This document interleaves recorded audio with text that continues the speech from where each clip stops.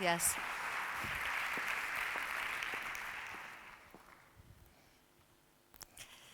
Bueno, estadísticamente, una persona puede sufrir un instante, un momento en su vida en el que está en extremo peligro al borde de la muerte. Pues bien, yo he estado unas 15 veces ahí a punto de morir, lo cual me convierte en un atleta de la valentía, en una especie de gimnasta del miedo, ¿no? El miedo es ahora mi compañero, vivo con él, convivo con él y he llegado a controlarlo. Ahora les cuento un poco cómo. Bueno, pensarán que soy bombera, que soy, no sé, una actriz de Hollywood de esas que están sustituyendo a Angelina Jolie en los momentos de peligro, pero no, porque no me parezco a ella nada. A lo mejor Salma Hayek un poco. Pensarán que trabajo en los TEDx, que desactivo bombas, pero no. Soy reportera de guerra y por suerte y por desgracia, las dos, he cubierto en los últimos 15 años una decena de conflictos bélicos, revoluciones, disturbios, momentos súper peligrosos en una decena de zonas calientes del planeta. Les hablo de Afganistán, de Georgia, que fue mi primera guerra con Putin por allí, que ahora estaba ya dando sus primeros pasos. He estado también en Mali y luego vinieron las revoluciones árabes y fue un no parar. Y fue el peligro increchendo, por cierto. He visto caer a Mubarak, he visto caer a Gaddafi y luego la guerra de Siria, tan sangrienta, ¿no? Y en todos esos momentos la gente siempre me dice, Maite, pero es que ¿no pasas miedo? Y yo les digo, claro que paso miedo, paso muchísimo miedo. Aquí, por ejemplo, me veis en Georgia, una fotografía de un compañero, Pierre Teschmann, que me hizo viendo a las tropas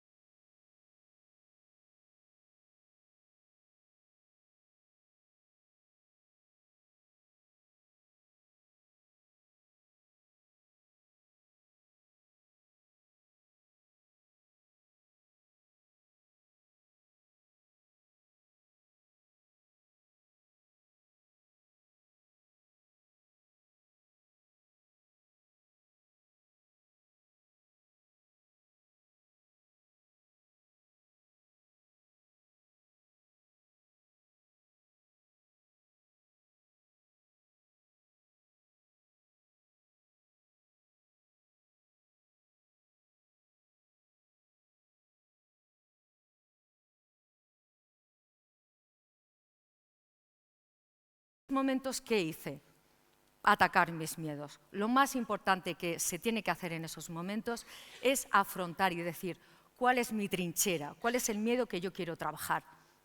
Y en esos momentos es cuando dices, tengo que ir al gimnasio, porque tengo que trabajarlos, tengo que ir a por ellos.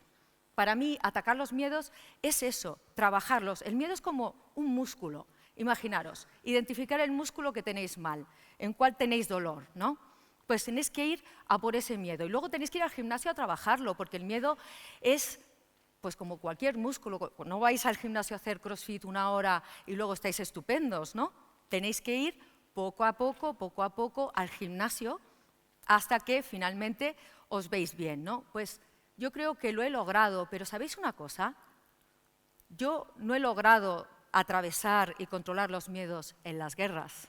Esto os va a sorprender. Yo no soy una persona valiente. Yo no era una persona valiente. Era una persona del montón que tenía sus inseguridades, que tenía sus problemas y al final, ¿sabéis lo que tuve que hacer? Trabajar esos miedos. Yo las peores trincheras no son las de la guerra, las que he visto. Las peores trincheras son las de aquí, las de la vida real. En la vida real he visto muchas trincheras y he tenido también que identificarlas e ir a por ellas. Esas trincheras de la vida real, seguro que ustedes las han vivido. Yo las llamo la gran explosión. Por ejemplo, cae una bomba en una familia, en un hogar, en un trabajo. Una persona contrae cáncer y de repente una herencia. Y de repente todos los hermanos empiezan a pelearse. Y un cuñado que era fabuloso, que compraba lotería, que jugaba con tus niños, de repente se convierte en un demonio. Tiene ira, tiene rabia, te deja en la ruina. Sale lo peor y lo mejor de todos nosotros con el miedo. Eso lo he comprobado en las guerras y lo he comprobado aquí en las trincheras de la vida real. ¿Habéis visto cómo la gente se transforma en esos momentos en los que cae una bomba? La gente se convierte en un demonio o en un ángel. En Al-Qusayr recuerdo en Siria ver que un señor que despachaba en un supermercado de la noche a la mañana, cuando vino la guerra civil, creó una cativa que se llama una brigada, y de repente se convirtió en un señor sanguinario que cortaba cabezas. Esto ocurre allí y ocurre aquí también, porque aquí también estamos en zona hostil.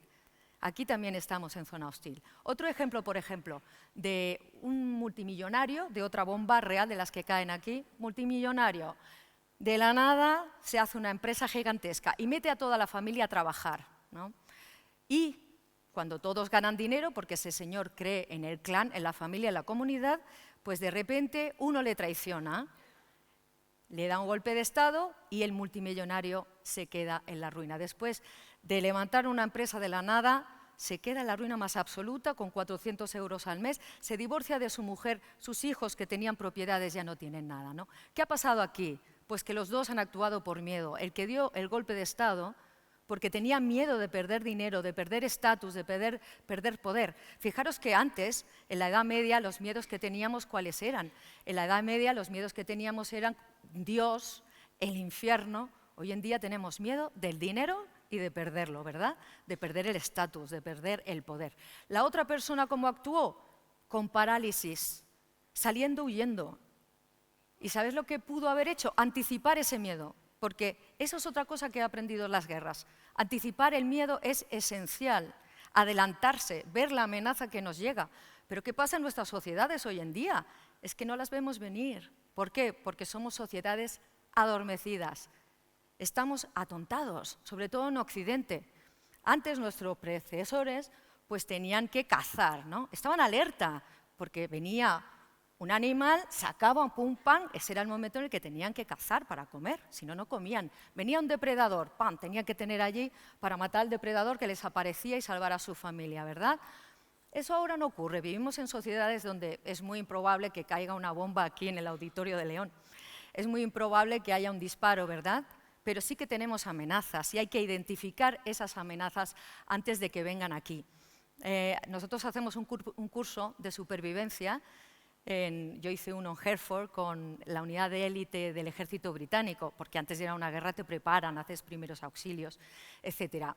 De allí me dijeron una vez una frase: cuando estés en la guerra siempre piensa, o sea, no pienses que va a pasar algo, sino piensa cuándo va a pasar algo. Pues aquí tenemos que estar un poco alerta también de las amenazas que vienen para saber cómo afrontarlas, ¿no? Y hay una cosa muy importante que pasa hoy en día, y es que identificar las trincheras es muy difícil. ¿Por qué? Pues porque tenemos una sobredosis de miedos en estos momentos. Una sobredosis brutal de miedos, porque nos llegan por todas partes mensajes de miedos que no son nuestros. Os pongo un ejemplo. Los inmigrantes traen tifus.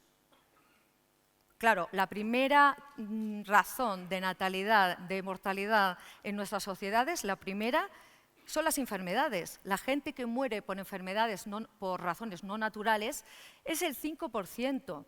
Es decir, que todo el mundo aquí, en esta zona del planeta donde estamos, muere por enfermedad. ¿Cuál es nuestro mayor miedo? Los inmigrantes traen tifus. Esos son miedos que no son nuestros. Identificarlo es nuestra labor como ciudadanos. Otra de las cosas que pasa es que en la antigüedad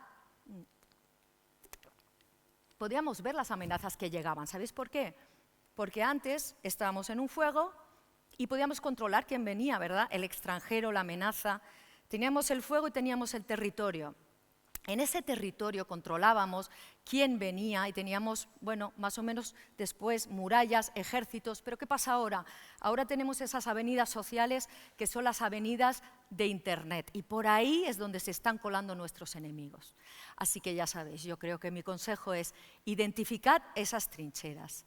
Id a por esas trincheras, aunque penséis que no sois valientes, sí que podéis trabajar vuestros miedos. Estad alerta y sobre todo ya sabéis que la vida es una zona hostil. Muchas gracias.